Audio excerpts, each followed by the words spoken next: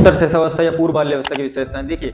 उत्तर शेषावस्था या पूर्व बाल्यावस्था कौन से टाइम पीरियड को कहते हैं, यानी कि जब बच्चा 3 से 6 वर्ष का हो रहा होता है तो वो उत्तर शेषावस्था या पूर्व बाल्यावस्था में हो रहा होता है। तो इसकी जो विशेषता है, यानी कि इसे प्री स्कूल एज कहा गया है, प्राक या पूर्व विद्यालय की अवस्था कहा गया है। इसके बाद टॉय एज यानी खिलौने की अवस्था कहा गया है। इसमें बच्चा खिलौनों से बहुत ज्यादा खेलता रहता है और एक खिलौने से ज्यादा देर तक नहीं खेलता। और इसे प्री गैंग एज यानी कि टोली पूर्व की अवस्था, यानी कि बच्चा टोली में कब रहना प्रारंभ करता है, बाल्यावस्था में प्रारंभ करता है। तो बाल्यावस्था में भी बच्चा पहुंचा नहीं है, तो ये उससे पहले की अवस्था है, इसलिए इसे प्री स्कूल एज कहा गया है। प्रॉब्लमेटिक एज यानी कि माता पिता के लिए ये समस्यात्मक अवस्था है। प्रिपरेशन एज अध्यापकों के लिए एक तैयारी की अवस्था है। और इसके बाद क्या है भाई, वह अनुकरण के द्वारा सीखता है। बच्चा इस अवस्था में अनुकरण के द्वारा सीखता है चीजों को, और आप उसके लिए जिस तरह से चीजों को अनुकरण करवाएंगे वो उसी तरह से चीजों सीखता है। इसलिए जरूरी है कि बच्चे को एक सभ्य और शालीन भाषा का अनुकरण कराया जाए, ताकि बच्चा एक सभ्य और शालीन अच्छी भाषा सीखे। इसके बाद वह क्या, कब, क्यों आदि प्रश्न करता है, यानी कि इस अवस्था में बच्चा अत्यधिक प्रश्न करता है।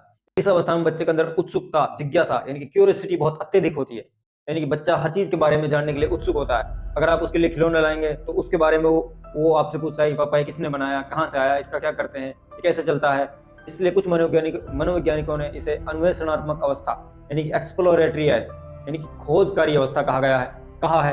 तो इसमें बच्चा बहुत ज्यादा जिज्ञासु प्रवृत्ति का होता है। इसके बाद बालक, इस अवस्था में बच्चा बहुत ज्यादा जिद्दी और बातों को अनसुना करने वाला होता है, यानी कि पूर्व बाल्यावस्था में बच्चा जिद्दी होता है, यानी कि उसके मन में जो बात बैठ जाती है वो उसको कर ही मानता है। यदि आप उसको कहीं लेकर जा रहे हैं, बाजार लेकर जा रहे हैं, और उसके मन में आ गया है कि मुझे तो भाई एक साइकिल लेनी है, साइकिल चलानी है, तो जब तक वो साइकिल नहीं ले लेगा, आप उसके लिए साइकिल नहीं दिला देंगे जब तक वो माने करें।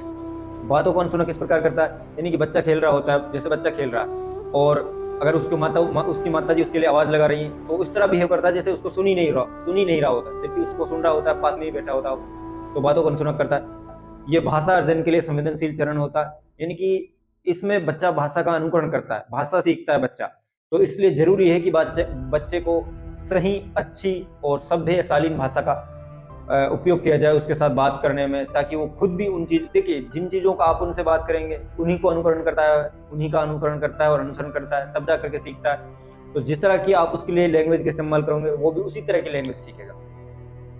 इसके बाद इसमें यानी कि बच्चा कल्पनाशीलता के वाले गेमों में, यानी कि बच्चा कल्पनाशीलता वाले गेमों में एक्टिव रूप से भाग लेता है, यानी कि वो सक्रिय रूप से भाग लेता है। जैसे कि गुड्डा गुड़िया को राजा रानी बना करके बच्चा खेलता है, उसमें खुद राजा बन जाता है, किसी दूसरे अपने पार्टनर को रानी बना देता है, तो उसमें वो एक्टिव रूप से भाग लेता है। तो ये सब चीजें पूर्व बाल्यावस्था या उत्तर शेषावस्था की